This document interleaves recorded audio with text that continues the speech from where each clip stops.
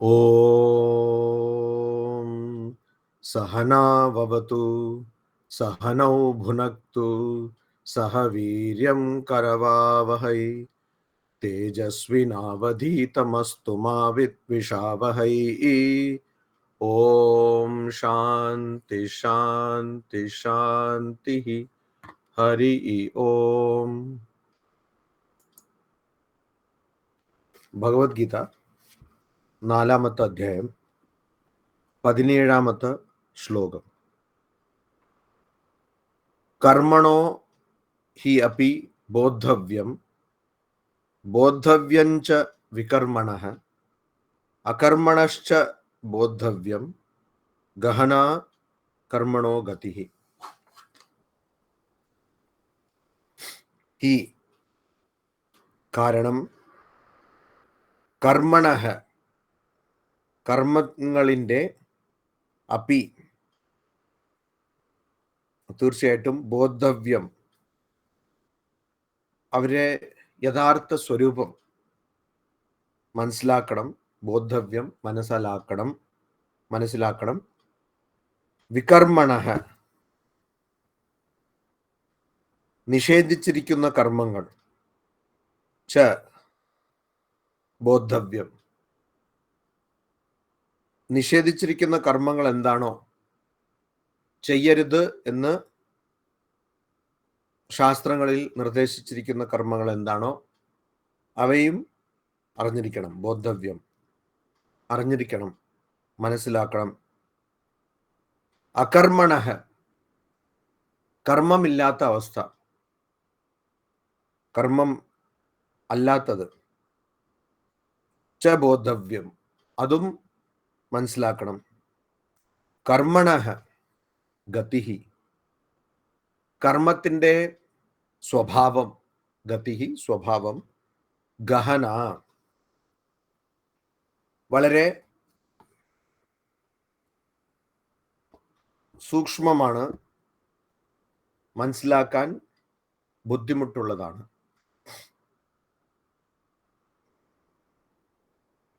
തൊട്ടു മുമ്പുള്ള ശ്ലോകത്തിൽ അത്ര കവയോഹോ അപി മോഹിതാഹ, അതായത് എന്താണ് കർമ്മം എന്താണ് അകർമ്മം എന്നുള്ളതിൽ അതിനെക്കുറിച്ച് ഋഷികളും മുനികളും പോലും കുഴപ്പത്തിലാണ് എന്നാണ് ഇവിടെ പറഞ്ഞിരുന്നത്. 17-ാമത്തെ ശ്ലോകത്തിൽ, അടുത്ത ശ്ലോകത്തിൽ, ഇപ്പോൾ നമ്മൾ കാണുന്ന ശ്ലോകത്തിൽ കർമ്മണഃ ഗതിഹി ഗഹന എന്ന് പറയുന്നു. കർമ്മത്തിന്റെ സ്വഭാവം മനസ്സിലാക്കുന്നത് വളരെ ബുദ്ധിമുട്ടാണ് എന്ന് പറയുന്നു. അപ്പൊ ആദ്യം എന്താണ് മനസ്സിലാക്കേണ്ടത്? എന്താണ് ചെയ്യേണ്ടത്? കർത്തവ്യം എന്ന് വെച്ചാൽ നമ്മൾ ചെയ്യേണ്ടത്, നമ്മൾ നിർവഹിക്കേണ്ട കർമ്മം, കർമ്മം, അതിനെയാണ് ഇവിടെ കർമ്മം എന്ന് പറയുന്നത്. അപ്പൊ അതെന്താണ് എന്ന് മനസ്സിലാക്കണം. ഒരു വ്യക്തി ഏത് തരത്തിലുള്ള കർമ്മങ്ങളാണ് ചെയ്യേണ്ടത് എന്ന് മനസ്സിലാക്കണം. പിന്നെ ഏത് തരത്തിലുള്ള കർമ്മങ്ങളാണ് ചെയ്യാതിരിക്കേണ്ടത്, നിഷേധിച്ചിരിക്കുന്ന കർമ്മങ്ങൾ, അതും മനസ്സിലാക്കണം. പിന്നെ കർമ്മം ഇല്ലാതെ ഇരിക്കുന്നത്, അകർമ്മം, അത് ഏത് അവസ്ഥയാണ് എന്നുള്ളത് മനസ്സിലാക്കണം. അപ്പൊ കർമ്മങ്ങളെ നമുക്ക് പല രീതിയിൽ വേർതിരിക്കാം. സാധാരണ ചെയ്യുന്നത് നിത്യകർമ്മം എന്നും നൈമിത്തിക കർമ്മം എന്നുമാണ്. നിത്യകർമ്മം എന്ന് വെച്ചാൽ എന്താണ്? ദിവസം അല്ലെങ്കിൽ തുടർച്ചയായി ചെയ്യേണ്ട കർമ്മങ്ങൾ, നിത്യകർമ്മം. പ്രാർത്ഥന നിത്യകർമ്മം, സന്ധ്യാവന്ദനം നിത്യകർമ്മം, ദിവസം ചെയ്യണം. ചെയ്തില്ലെങ്കിൽ എന്താണ്? ചെയ്തില്ലെങ്കിൽ അതുകൊണ്ട് ദോഷമുണ്ടാവും. നമ്മൾ എന്താണോ ചെയ്യും എന്ന് പറഞ്ഞിരിക്കുന്നത്. അപ്പോൾ യജ്ഞോപവീതം നടക്കുമ്പോൾ ഒരു വ്യക്തി പൂനൂല് ധരിക്കുമ്പോൾ ഞാൻ ദിവസം സന്ധ്യാവന്ദനം, ഒരു ദിവസത്തിൽ 3 പ്രാവശ്യം സന്ധ്യാവന്ദനം ചെയ്യും എന്നാണ് ആ വ്യക്തി ഏറ്റെടുക്കുന്നത്. അങ്ങനെ ഏറ്റെടുത്ത് ചെയ്യാതിരുന്നാൽ അതുകൊണ്ട് ദോഷമുണ്ടാവും. അതാണ് നിത്യകർമ്മം. നൈമിത്തിക കർമ്മം എന്ന് പറയുമ്പോൾ പ്രത്യേക ഒരു അവസരത്തിൽ, പ്രത്യേക ഒരു സാഹചര്യത്തിൽ ചെയ്യേണ്ട കർമ്മങ്ങളാണ്. എങ്ങനെ? വിവാഹം നടക്കുമ്പോൾ അതിൽ ചെയ്യേണ്ട കർമ്മങ്ങൾ നൈമിത്തിക കർമ്മം. ശ്രാദ്ധം, അത് ചെയ്യേണ്ട കർമ്മങ്ങൾ നൈമിത്തിക കർമ്മം. ഇതാണ് നൈമിത്തിക കർമ്മം. അപ്പോൾ നിത്യകർമ്മം, നൈമിത്തിക കർമ്മം എന്നുണ്ട്. വേദങ്ങൾ അല്ലെങ്കിൽ ശാസ്ത്രങ്ങൾ നമുക്ക് നിർദ്ദേശിക്കുന്ന കർമ്മങ്ങളെ നമുക്ക് വേറെ രീതിയിൽ വിഭജിക്കാം. ശാസ്ത്രം നിർദ്ദേശിക്കുന്ന കർമ്മം എന്താണ്? വിധി. വിധി എന്ന് പറഞ്ഞാൽ അത് ചെയ്യണം എന്ന് നിർദ്ദേശം, ശാസ്ത്രത്തിൽ അല്ലെങ്കിൽ വേദങ്ങളിൽ ഇത് ചെയ്യണം. അപ്പൊ ആരെങ്കിലും സ്വർഗം പ്രാപിക്കാൻ ആഗ്രഹിക്കുന്നു എങ്കിൽ അവർ അഗ്നിഹോത്ര കർമ്മം ചെയ്യണം. അഗ്നിഹോത്രം ജുഹുയാത് സ്വർഗകാമഃ എന്താണ് വേദത്തിൽ പറയുന്നത്. അപ്പൊ ഈ മന്ത്രത്തിൽ എന്താണ് പറയുന്നത്? സ്വർഗകാമഃ, സ്വർഗം ആഗ്രഹിക്കുന്ന വ്യക്തി അഗ്നിഹോത്രം എന്നുള്ള യജ്ഞം ചെയ്യണം. അപ്പോ ഇതാണ് വിധി. എന്താണ് ചെയ്യേണ്ടത് എന്ന് വേദങ്ങൾ നിർദ്ദേശിക്കുന്നതാണ് വിധി. എന്ത് ചെയ്യരുത് എന്ന്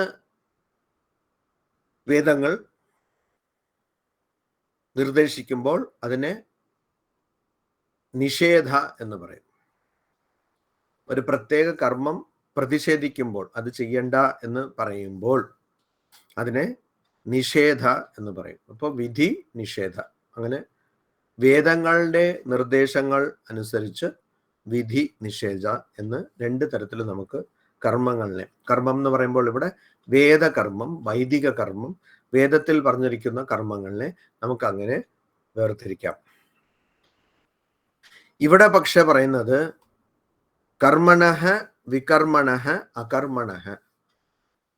കർമ്മത്തിനെ കുറിച്ച്, വികർമ്മത്തിനെ കുറിച്ച്, അകർമ്മത്തിനെ കുറിച്ച്. ഇവിടെ മനസ്സിലാക്കേണ്ടത് കർമ്മ എന്ന് പറഞ്ഞാൽ എന്താണ്? എന്തൊക്കെയാണോ നമ്മൾ ചെയ്യുന്നത് അത് കർമ്മമാണ്. കർമ്മയോഗ പ്രഭാഷണങ്ങളിൽ വിവേകാനന്ദ സ്വാമികൾ കൊടുത്ത നിർവചനമാണത്. ചിന്തിക്കുന്നതും കർമ്മമാണ്. അപ്പോ വേദങ്ങളിൽ നിർദ്ദേശിച്ചിരിക്കുന്ന കർമ്മം മാത്രമല്ല അവിടെ പറയുന്നത്. നമ്മൾ എന്തൊക്കെ ചെയ്യുന്നോ, ചിന്തിക്കുന്നോ, മാനസിക തലത്തിൽ അല്ലെങ്കിൽ ബൗദ്ധിക തലത്തിൽ, കായിക തലത്തിൽ, അങ്ങനെ ഈ തലങ്ങളിൽ നമ്മൾ ചെയ്യുന്ന എല്ലാ പ്രവർത്തനങ്ങളും കർമ്മമാണ്. അപ്പൊ അതിന്റെ ഭാഗമായിട്ടാണ് വികർമ്മ വരുന്നത്. കാരണം നമ്മൾ ചെയ്യുമ്പോൾ അതില് നല്ല കർമ്മമുണ്ട്, ചീത്ത കർമ്മമുണ്ട്. ചെയ്യാൻ പാടാത്ത കർമ്മങ്ങളും നമ്മൾ ചെയ്യുന്നുണ്ട്, നല്ല കർമ്മങ്ങളും ചെയ്യുന്നുണ്ട്. അപ്പൊ അതാണ് ഇവിടെ വികർമ്മ. വികർമ്മ എന്ന് വെച്ചാൽ നിഷേധിച്ചിരിക്കുന്ന കർമ്മങ്ങൾ. നിഷേധിച്ചിരിക്കുന്ന കർമ്മങ്ങൾ എന്താണ്? നിഷേധിച്ചിരിക്കുന്ന കർമ്മങ്ങൾ, ഒരു മനുഷ്യൻ മറ്റൊരു മനുഷ്യനെ കൊല്ലാൻ പാടില്ല. അതാണ് നിഷേധിച്ചിരിക്കുന്ന കർമ്മം. ഒരു മനുഷ്യൻ മറ്റൊരു മനുഷ്യന്റെ വീട്ടിൽ ചെന്ന് അവിടുന്ന് ഒന്നും എടുക്കാൻ പാടില്ല, അല്ലെങ്കിൽ വീട്ടിനെ കത്തിക്കാൻ പാടില്ല. അങ്ങനെ കുറെ നിഷേധ കർമ്മങ്ങൾ. അപ്പോ നിഷിദ്ധ കർമ്മങ്ങളായ ഈ കർമ്മങ്ങൾ, ചെയ്യാൻ പാടാത്ത കർമ്മങ്ങൾ. അപ്പൊ ഈ ചെയ്യരുത് എന്ന് പറയുന്നത് ആരാണ്? വേദങ്ങൾ മാത്രമാണോ? വേദങ്ങളും പറയുന്നുണ്ട്.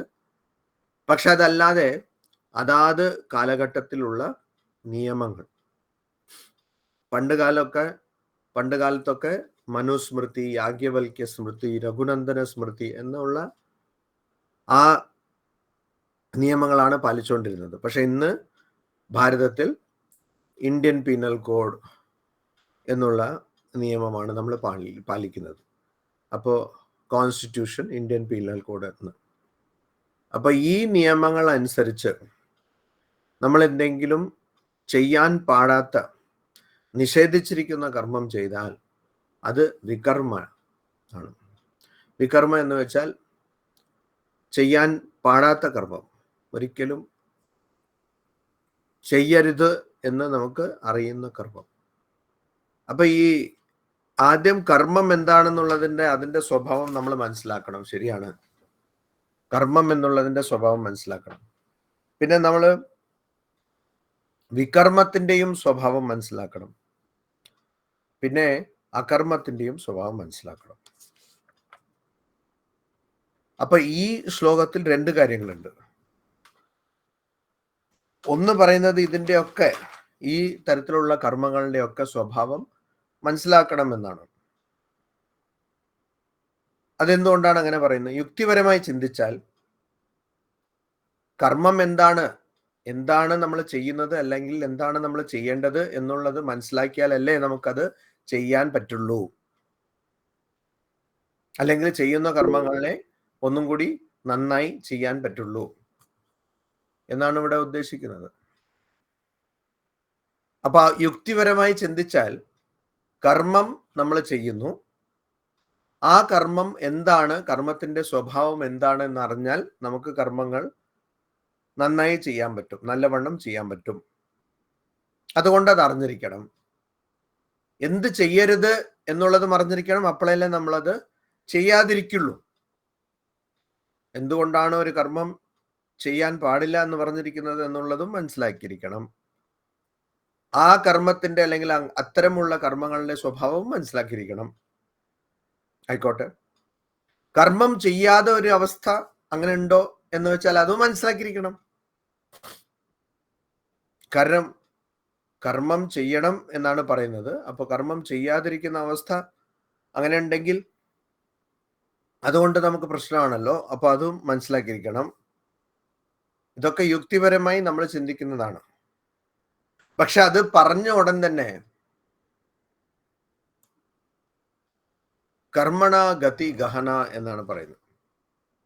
അതായത് കർമ്മത്തിന്റെ സ്വഭാവം അത് വളരെ സൂക്ഷ്മമാണ്, മനസ്സിലാക്കാൻ പ്രയാസമുള്ളതാണ് എന്ന് പറയുന്നത്. അപ്പോൾ അങ്ങനെയാണെങ്കിൽ ഈ കർമ്മം, വികർമ്മം, അകർമ്മം ഇതിനെക്കുറിച്ചൊക്കെ എങ്ങനെ മനസ്സിലാക്കും? അതിന്റെ സ്വഭാവം വളരെ ബുദ്ധിമുട്ടാണല്ലോ മനസ്സിലാക്കാൻ. അപ്പൊ അങ്ങനെയാണെങ്കിൽ എങ്ങനെ മനസ്സിലാക്കും? അതാണ്. അപ്പോ യുക്തിപരമായി ചിന്തിച്ചാൽ ഇതൊക്കെ മനസ്സിലാക്കിയിരിക്കണം, ശരിയാണ്. പക്ഷെ അത് അത്ര എളുപ്പമല്ല മനസ്സിലാക്കാൻ, അല്ലെങ്കിൽ മനസ്സിലാക്കാൻ ബുദ്ധിമുട്ടാണ് എന്നാ പറയുന്നത്. അപ്പൊ ഇവിടെ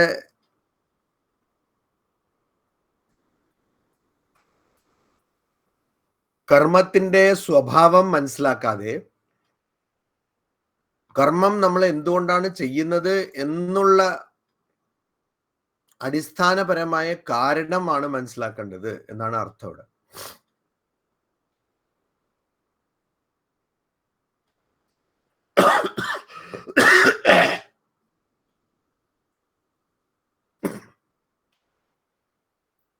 അടിസ്ഥാനപരമായ കാരണം എന്താണ്?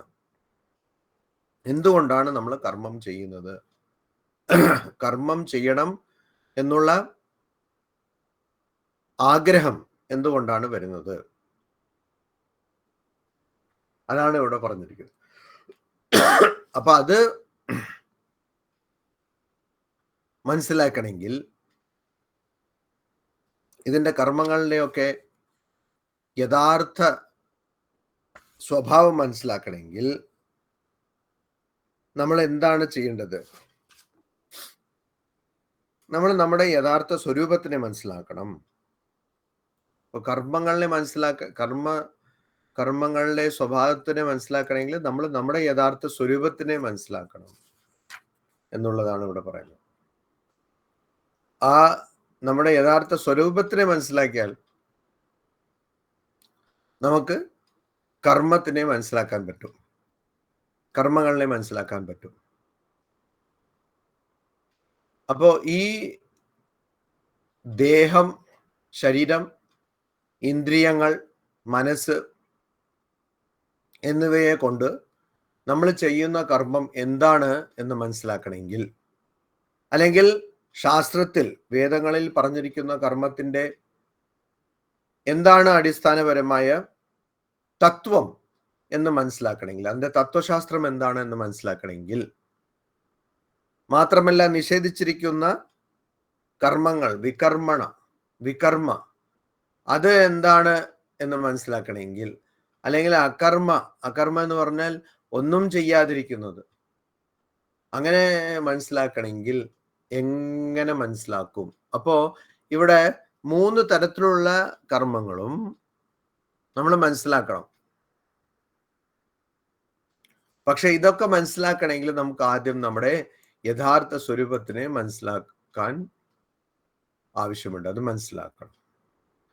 ആ യഥാർത്ഥ സ്വരൂപത്തിനെ മനസ്സിലാക്കാതെ, അതായത് ഞാൻ ആരാണ്, ഈ ആത്മാ ബ്രഹ്മൻ എന്നൊക്കെ പറയുന്ന അതെന്താണ് എന്ന് മനസ്സിലാക്കാതെ കർമ്മത്തിന്റെ സ്വരൂപം നമുക്ക് മനസ്സിലാക്കാൻ പറ്റില്ല എന്നുള്ളതാണ് ഇവിടെ പറയുന്നത്. അത് മനസ്സിലാക്കാതെ കർമ്മത്തിന്റെ സ്വഭാവം മനസ്സിലാക്കാൻ പറ്റില്ല. അപ്പൊ കർമ്മത്തിന്റെ സ്വഭാവം മനസ്സിലാക്കണമെങ്കിൽ ആദ്യം എൻ്റെ സ്വഭാവം മനസ്സിലാക്കണം. എൻ്റെ സ്വഭാവം എന്താണ്? അതെങ്ങനെയാണ് ഒരു വ്യക്തി മനസ്സിലാക്കുന്നത്? അതാണ് 18ാമത്തെ. അപ്പൊ അതുകൊണ്ടാണ് പറയുന്നത് കർമ്മത്തിന്റെ സ്വഭാവം മനസ്സിലാക്കാൻ ബുദ്ധിമുട്ടാണ്, പ്രയാസമാണ്. കർമ്മണഃ ഗതി ഗഹന. കർമ്മത്തിന്റെ സ്വഭാവം മനസ്സിലാക്കുന്നത് ബുദ്ധിമുട്ടാണ് എന്ന് പറയുന്നതിന് കാരണം എന്താ? നമ്മുടെ സ്വഭാവത്തിനെ മനസ്സിലാക്കാതെ കർമ്മത്തിന്റെ സ്വഭാവം മാത്രം മനസ്സിലാക്കാൻ പുറപ്പെട്ടാൽ അത് ബുദ്ധിമുട്ടാണ്. അതാണ് അതിന്റെ കാരണം. അപ്പൊ ഇവിടെ 18ാമത്തെ ശ്ലോകത്തിൽ പറയുന്നു, വിവേകാനന്ദ സ്വാമികള് കർമ്മയോഗ പ്രഭാഷണങ്ങളിൽ ഉദ്ധരിക്കുന്ന ഒരു ശ്ലോകമാണിത്. കർമ്മയോഗിയുടെ യഥാർത്ഥ സ്വഭാവം, കർമ്മത്തിന്റെ രഹസ്യം അറിഞ്ഞ ഒരു വ്യക്തിക്ക് ഉണ്ടാവുന്ന അവസ്ഥയാണിത്. അത് വിവേകാനന്ദ സ്വാമികൾ പറയുന്നു കർമ്മയോഗത്തിന്റെ ഏറ്റവും ഉന്നത അവസ്ഥയാണിത്. എന്താണത്? കർമ്മണി അകർമ്മ യഹ പശ്യേത് അകർമ്മണി ച കർമ്മ യഹ സ ബുദ്ധിമാൻ മനുഷ്യേഷു സ യുക്തഃ കൃത്സ്ന കർമ്മകൃത്. യഹ ആരാണോ കർമ്മങ്ങളിൽ കർമ്മമില്ലാത്ത അവസ്ഥ പശ്യേത് കാണുന്നത്. യഹ ആരാണോ കർമ്മമില്ലാത്ത അവസ്ഥയിൽ ച കർമ്മ പശ്യേത് കർമ്മത്തിനെ കാണുന്നത്, സഹ ആ വ്യക്തി മനുഷ്യേഷു മനുഷ്യർ തമ്മിൽ ബുദ്ധിമാനാണ്, സഹ ആ വ്യക്തി യുക്തഃ യഥാർത്ഥ യോഗിയാണ്, കൃത്സ്ന കർമ്മകൃത് എല്ലാ കർമ്മങ്ങളും ചെയ്തു കഴിഞ്ഞ വ്യക്തിയാണ്. ആ വ്യക്തിയുടെ എല്ലാ കർമ്മങ്ങളും അവസാനിച്ചിരിക്കുകയാണ്. അപ്പോൾ ഒരു വ്യക്തിയുടെ എല്ലാ കർമ്മങ്ങളും അവസാനിച്ചിരിക്കുന്നു എന്ന് വെച്ചാൽ ആ വ്യക്തിക്ക് ഇനി കർമ്മബന്ധനമൊന്നുമില്ല, കർമ്മഫലമൊന്നുമില്ല. അതുകൊണ്ട് ആ വ്യക്തി മുക്തനായിരിക്കുന്നു എന്നാണ് അർത്ഥം. മോക്ഷം ലഭിച്ച വ്യക്തി എന്നുള്ളതാണ് ഇവിടെ പറയുന്നത്. അതെങ്ങനെ ഒരു വ്യക്തി മോക്ഷം ലഭിക്കുന്നു എന്ന് പറഞ്ഞാൽ, കർമ്മണി അകർമ്മ യഹ പശ്യേത്, കർമ്മത്തിൽ ആരാണോ കർമ്മമില്ലാത്ത അവസ്ഥേനെ കാണുന്നത്, അകർമ്മണി ച കർമ്മ യഹ, മാത്രമല്ല കർമ്മമില്ലാത്ത അവസ്ഥയിൽ ആരാണോ കർമ്മത്തിനെ കാണുന്നത്, കർമ്മം ഉള്ള അവസ്ഥയിൽ ആരാണോ കർമ്മമില്ലാത്ത അവസ്ഥേനെ കാണുന്നത്, ആരാണോ കർമ്മമില്ലാത്ത അവസ്ഥയിൽ കർമ്മത്തിനെ കാണുന്നത്, ആ വ്യക്തിയാണ് മനുഷ്യർ തമ്മിൽ ഏറ്റവും ബുദ്ധിമാൻ. ആ വ്യക്തിയാണ് മനുഷ്യർ തമ്മിൽ യോഗി, യഥാർത്ഥ യോഗി. ആ വ്യക്തിയാണ് എല്ലാ കർമ്മങ്ങളും, ആ വ്യക്തിയാണ് അവസാനിപ്പിച്ചിരിക്കുന്നത് എന്നുള്ളതാണ് ഇവിടെ പറയുന്നത്. അപ്പൊ എങ്ങനെയത്?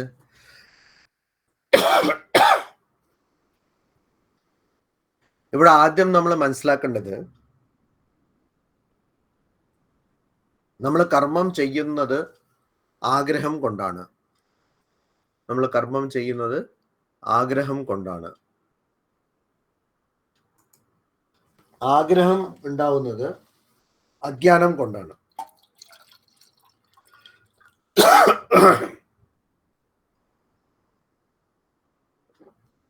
ആഗ്രഹം ഉണ്ടാവുന്നത് അജ്ഞാനം കൊണ്ടാണ്.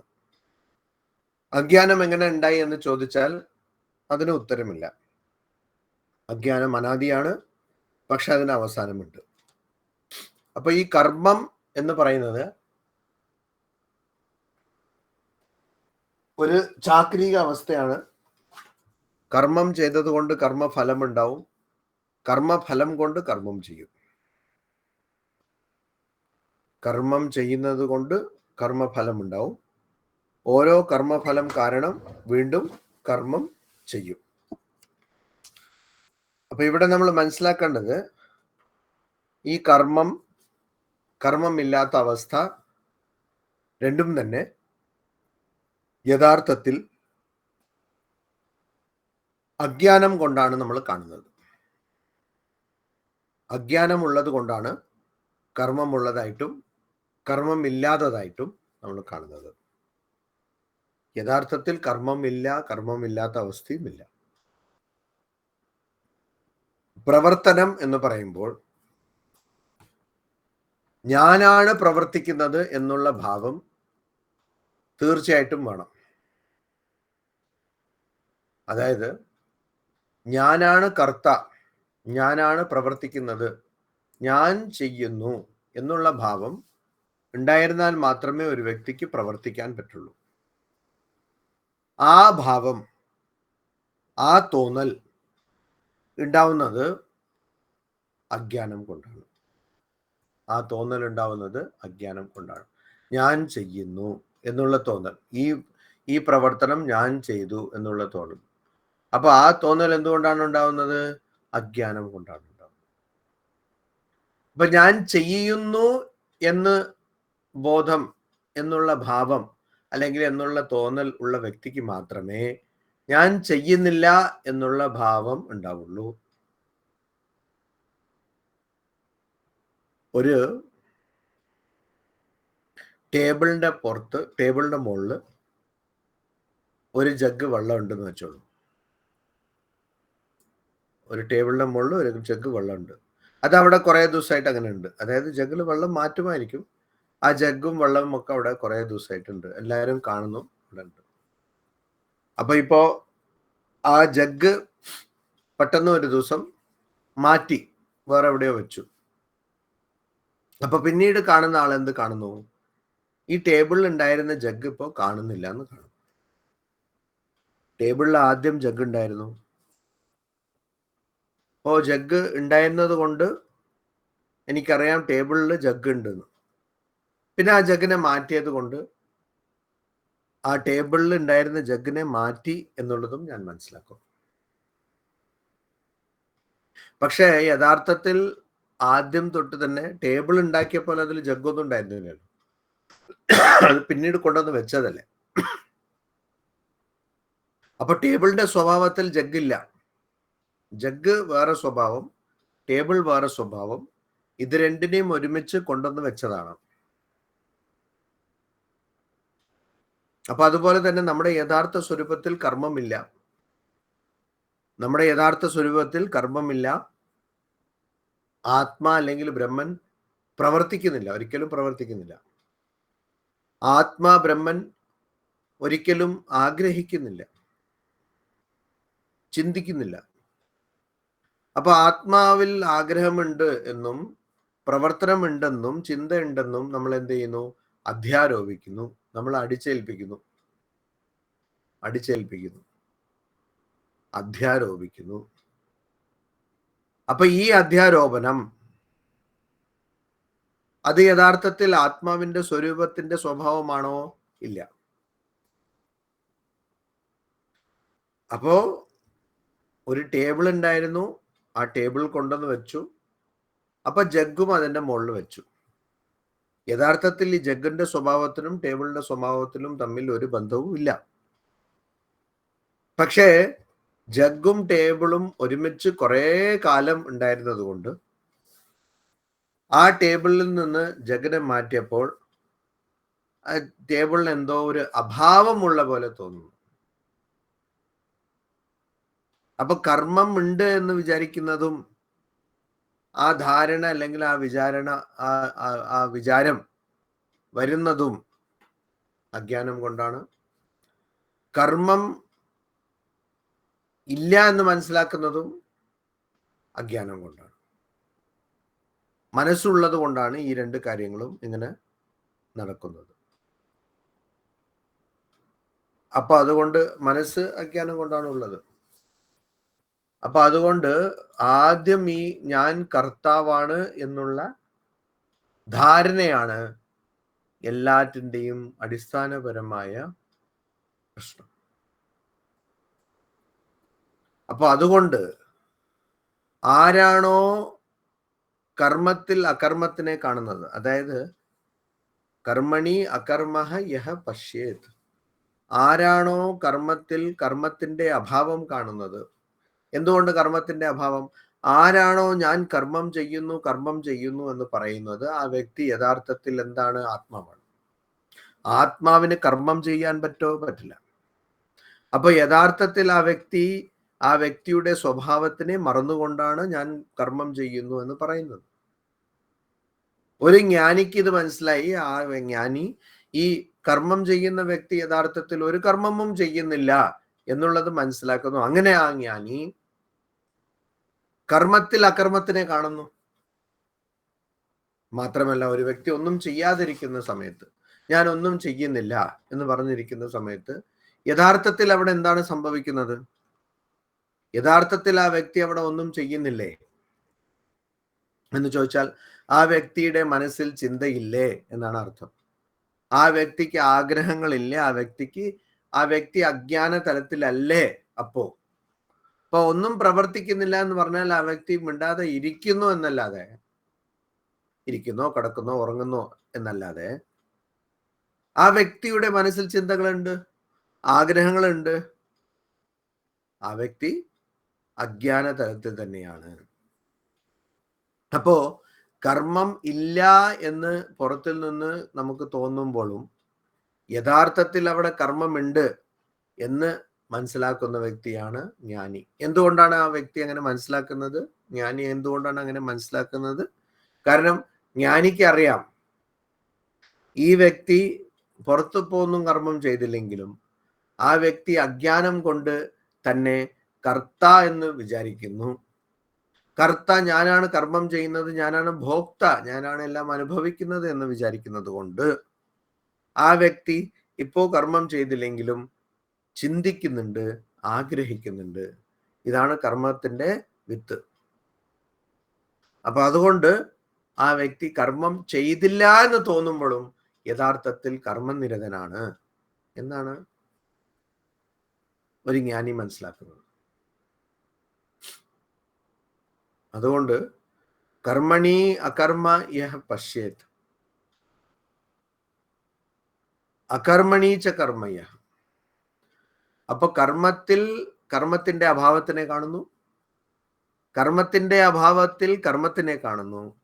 അങ്ങനെ ആരാണോ കാണുന്നത് ആ വ്യക്തിയാണ് മനുഷ്യന്മാരിൽ വെച്ച് യഥാർത്ഥത്തിൽ ബുദ്ധിമാനും യഥാർത്ഥത്തിൽ യോഗിയും. പിന്നെ ഒരു കാര്യം പറയുന്നുണ്ട്, കൃഷ്ണ കർമ്മകൃത്, എല്ലാ കർമ്മങ്ങളും ചെയ്തു കഴിഞ്ഞ വ്യക്തി എന്ന് വെച്ചാൽ ആ വ്യക്തിക്ക് കർമ്മഫലം ഒന്നും അവശേഷിക്കുന്നില്ല, ഒന്നും ബാക്കിയില്ല.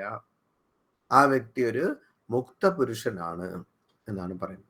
അപ്പൊ ഈ ശ്ലോകത്തിന്റെ വിശദീകരണം നമുക്ക് അടുത്ത പ്രാവശ്യം കാണാം.